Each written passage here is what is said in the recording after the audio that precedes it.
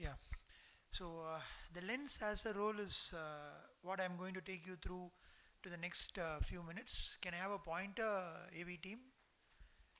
So lens as a role, sir, AV team, can I have, Aditi, can you just give me a pointer? Yeah. So the lens as a role is what we are going to see in the next few minutes. So this is my first slide. You can see before cataract surgery and after cataract surgery. What do we observe in these two pictures? The thickness of the lens that you can see on your left hand side, and you can see that this is almost 5 millimeters of thickness. And on the right hand side, after the lens has been extracted, you can see how the 1 millimeter lens has caused a change in the anterior chamber. So this is something that we'll be seeing in great detail, and how this has made an impact in glaucoma management. So removing the lens, is it part of the solution, is what it is being questioned nowadays. And let's see how, as I was pointing out, the thickness of the lens before surgery and the IOL after surgery. So this is one of my patients where you can see the lens thickness before surgery is 4.74. I have not hidden the name of the patient. The consent has been obtained. I wanted you to see that after the surgery has been done, look at the anterior chamber depth. Now you can see it is from 2.73, the chamber has increased to 5.56.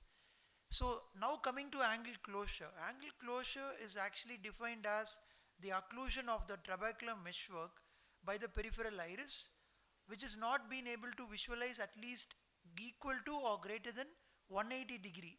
That is, a pigmented trabecular meshwork will not be visible for 180 degree or more, and we have many categories: PACS, PAC and PACG. I'm not going to go into that, but we are going to see how the lens has a role.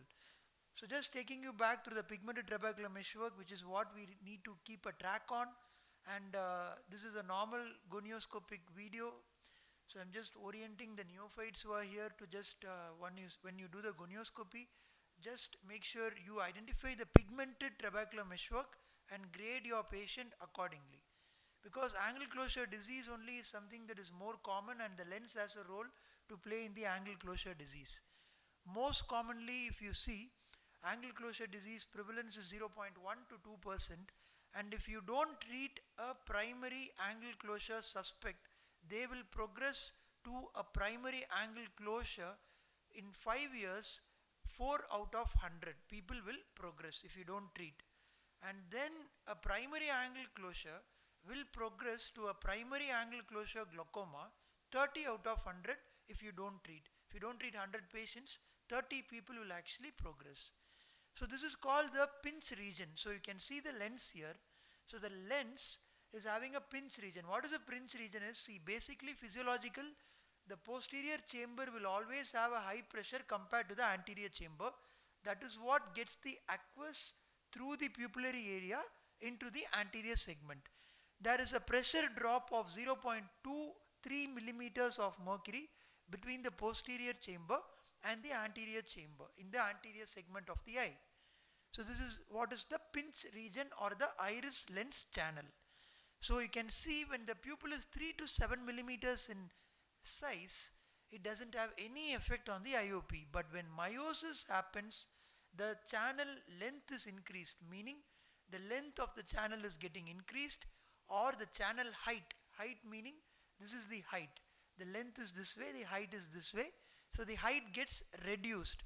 So when the length increases or when the height decreases, the posterior iris comes in contact with the anterior lens, and then the pressure starts to rise even more in the posterior chamber, and the iris becomes convex. So this is again another example of the pinch region in a hypermetropic eye shown on the left, and hypermetropic is shown on the right, and the myopic eye shown on the left. You can see the pinch region is more in the shallow chambered hypermetropic eye. The black box is more. Whereas you can see again in the myopic eye, the pinch region's length is actually very minimal. So, and as well as see the position of the lens seems to be more anterior in a hypermetropic eye. So these are all things that can actually cause a pupillary block to take place, which in turn actually brings you the angle closure mechanism. That's how the pupillary block which happens here causes the angle closure. So that is why it is important, my dear friends, that we do the AIOC-PI. So does lens have a role? Yes, it does have a role. So slowly we are moving towards the concept where lens have a role. So this is a AIOC-PI that we just saw an animation of a pupillary block. The Van Erichs is grade 1 and I'm just demonstrating it. And then we do a AIOC-PI by focusing on a crypt. So what do we expect by doing that is we just want to make sure that the pupillary block mechanism doesn't happen. See, that's the idea of going ahead and doing a AIOC-PI. So by doing a AIOC-PI, I'll just take you through. So this is again another introductory video as to how we are doing an AIOC-PI for the benefit of the young audience. So I'm just showing you, this is without a Abraham lens. The last video was with the Abraham lens. So this is a photo disruption phenomenon. This is one of my own videos that we have taken, and you can see the AIOC-PI being done. Yes, coming back to our lens has a role. So before laser peripheral iridotomy and after laser peripheral iridotomy. So what are you observing here? If you see, you can see in this region, that is the angle that is very near to the cornea and the iris here. Can you see it is marginally opening up? Yes, so that is what is our idea, and you can see the anterior chamber. This picture was taken immediately after the AIOC-PI. So there is a lot of pigment dispersion in the anterior chamber, and there is also a peripheral opening of the angle. So this is the right eye and this is the left eye. In the left eye you can see again here the PI is done, and you can see the PI here and the reflections behind, and the angle is also seem to be open up. But again the lens is still there. So that is why the chamber is not yet fully deepening. So coming to the anatomy of angle closure, we have two types of angle closure. One is the apposition and another one is the synechial. So that is what is the main reason. So left hand side, if you see in your practice, it is iris process, and on the right hand side is what is a synechial, or it could be an appositional angle closure. So now you have to put your gonio and you will have to see whether it's a peripheral anterior synechial or is it just a apposition. So this is how you demonstrate the gonio. Ask the patient. So for example, you are looking in the inferior mirror. The inferior mirror, the angle seems to be crowded. Ask the patient to look towards that mirror, and now the angle seems to open. So now we have differentiated whether it's a appositional or a synechial angle closure. So all these has a role in treating an angle closure patient. So if it is going to be appositional angle closure, there is always a chance of going ahead and doing an argon laser peripheral iridoplasty. So this is a normal angle. These animations are one of mine, and you can see this appositional angle closure, the peripheral area, the laser is delivered, and now once the laser comes and gets delivered, it just opens up. So this is a ALPA, argon laser peripheral iridoplasty. This is again the same video I am just showing from the front on view, all the 24 spots in 360 degrees. And the same video in gonioscopic view, where when you place a spot on a appositional angle closure, the angle opens up, but this doesn't happen in a peripheral anterior synechial. So these are simple concepts that we need to know when we move towards the lens, because there is a certain way that we can open the angle by making a PI or an argon laser peripheral iridoplasty in the iris itself, but then the main culprit would be the lens, because the lens has a lens extraction pushes the whole chamber behind and opens up the anterior chamber even more. Does cataract extraction have a role? Yes, it lowers the IOP, it reduces the need of anti-glaucoma medication, it decreases the pressure proportional to the height of IOP. More the IOP, the cataract can, after cataract extraction, the more chances of the IOP getting reduced. So how cataract extraction came as a therapy was, though through smaller incisions, through minimal conjunctival manipulations, because we as glaucoma persons, we want the conjunctiva.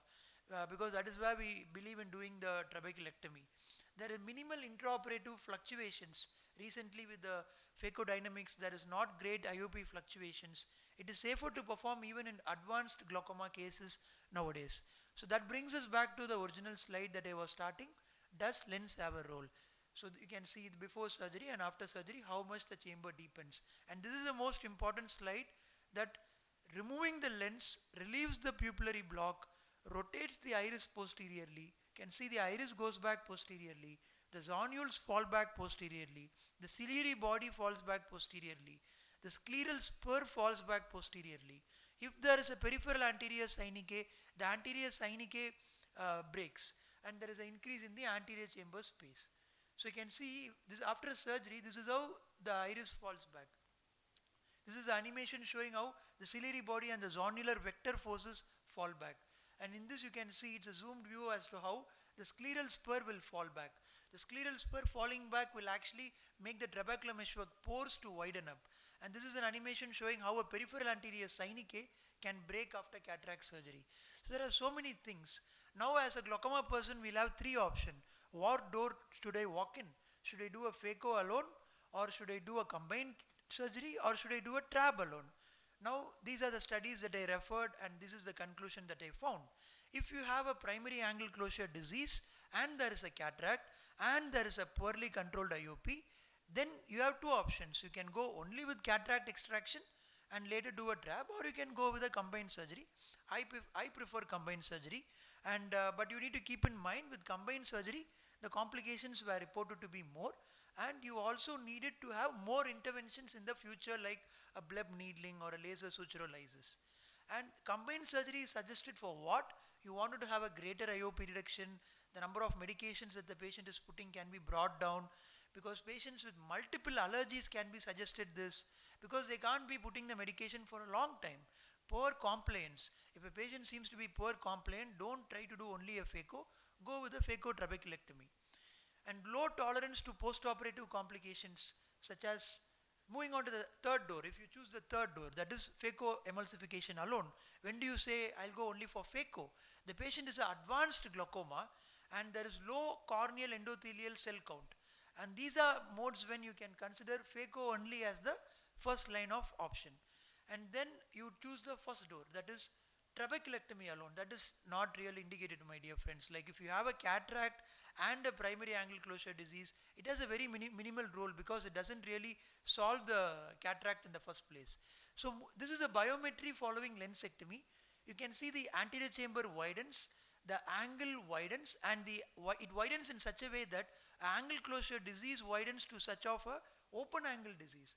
These contributes, again this is the main picture, these are the things that contribute to a good reduction of IOP. A 5 millimeter phakic lens is replaced by a 1 mm IOL thickness. So that is what really gives you the space inside the anterior chamber.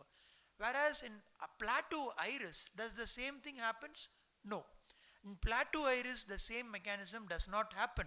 The iris does not fall back, the ciliary body does not fall back, because it's actually an anatomical disease. Only the anterior chamber will deepen, but the ciliary body and iris approximation will be unchanged. So you can see this is a Plateau Iris where there is a configuration here. This never falls back in a lens extraction. So because this is another mechanism of angle closure. Just like how we saw pupillary block was one of the mechanisms causing angle crowding, Plateau Iris causes angle crowding without pupillary block. We have to keep that in mind as well. So this is more about moving to open angle. We just saw about angle closure. These are the studies I referred for open angle. And what did they tell?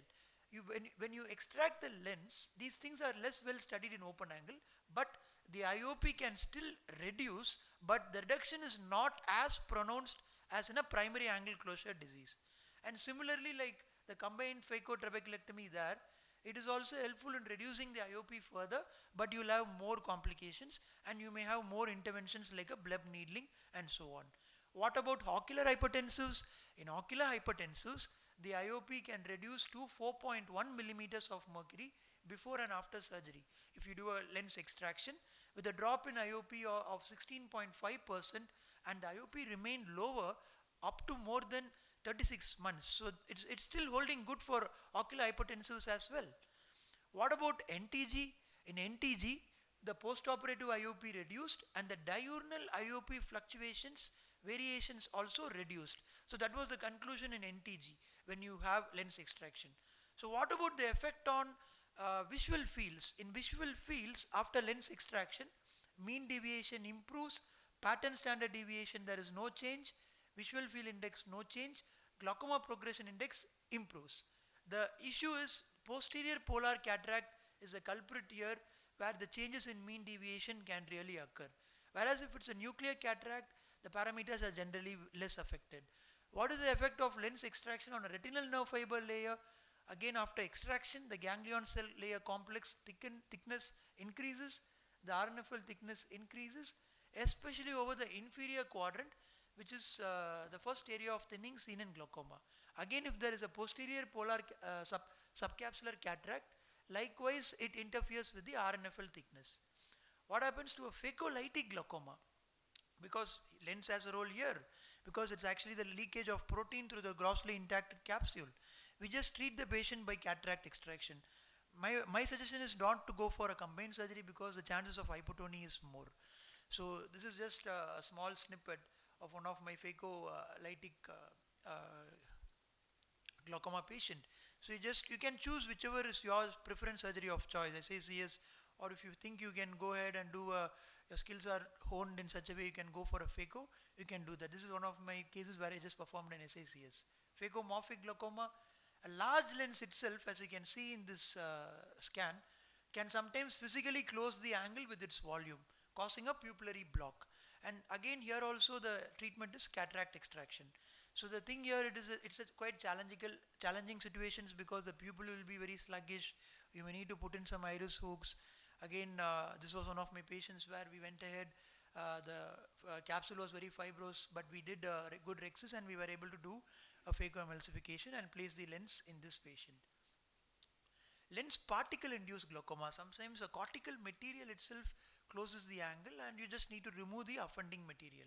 Phaco-antigenic glaucoma. So these are some rare lens-induced glaucomas where it occurs due to a broken lens capsule which causes granulomatous inflammation, and other conditions such as which shift the anterior lens plane forward are nanophthalmus, microphthalmia, ROP, spirophagia, axial anterior ectopia lentis. In nanophthalmus you can see this is the left hand side is the nanophthalmic eye and the right hand side is the normal eye. So this one is once you remove the cataract, the chamber will deepen, angle will widen and it will halt the progression. Retinopathy of prematurity, this is a figure of stage 5 ROP. You can see the stage 5 ROP and the figure here down showing the Van Erichs as to how close the iris is with the cornea. So pupillary block itself can be treated with lensectomy, but you have to treat the retinal pathology as well. Phakic lens subluxation can cause pupillary block glaucoma, rarely phacolytic too. Treatment, lens extraction. Spirophagia, again this is one of my patients where the round lens, sometimes a pupillary block or sometimes it can just get displaced into the anterior chamber, and mostly the catch here is pupillary block with high myopia. Think of this rule out wheel Marchesini syndrome. And this is again another real-time scenario where we may be having patients who are on therapy and we'll be taking them for surgery. So this is one of my surgical patients here where I'll just forward the video. So what we need to keep in mind here is during the time of surgery there is always a chance that we may end up with PCRN2. PCR2 has a role because we don't want the glaucoma patients to have a PC rent. So if that is the case, I dilute my tricot and make sure that we don't have any, I dilute it 1/3 because I keep in mind the steroid response phenomenon that can actually happen because we don't want the patient to have a steroid induced intraocular pressure rise, and this is one of my complications where we had a PC rent for a combined phacotrabeculectomy. So always complication management on the table also matters because everything in a glaucoma patient, it's all meticulous and it does make a role. So posterior capsule also is part of the lens, and in the case of a rent, a well managed rent is very vital for a successful surgery, and not only that, for a successful post-operative period, because we don't want anything to go uncontrolled because of the complication that we have on the table. So managing the complications on the table also matters, and this was one of the posterior capsular rents of mine. And make sure you don't leave any fragments. So after the rent, this was the rent area, we did a vitrectomy and made sure everything was done, and the lens was actually placed in the bag. So this is the rent here. It was a smaller rent and we were able to do it, and the anti-lens capsule also was extended after the surgery so that we don't have any capsular phimosis, because we don't want the patient to land up with a capsular phimosis in the post-operative period. So keep in mind that, so this is a 9-month review of the same patient who the phacotrab was done. Always evaluate the patient's bleb also. We do the Scheimpflug imaging or the ASOCT, and now the patient is holding on well, because on the table management also makes a role. And this is the anterior picture showing the area where the PC rent actually happened, and this is a figure showing that it was more of a controlled posterior capsular excess kind of a rent, where which was well managed and the patient is holding on well. So surgical challenges in glaucoma are unique because of its unique anatomy, and sometimes if the patient is advanced they can go into a wipeout phenomenon, and low endothelial count has to kept in mind, because when we handle a combined surgery, endothelium can always be weak in these advanced cases. The key points is cataract and glaucoma frequently coexist. Modern phacoemulsification alone effectively lowers the IOP. I always prefer combined surgery when there is a glaucoma with cataract component. Though we have seen that lens as a role, I personally never contemplate clear lens extraction. If it's only cataract, please do contemplate that, and that is where we go ahead. And I once again like to thank Tamonash for giving me this opportunity to have this wonderful topic on lens as a role in glaucoma management. Thank you.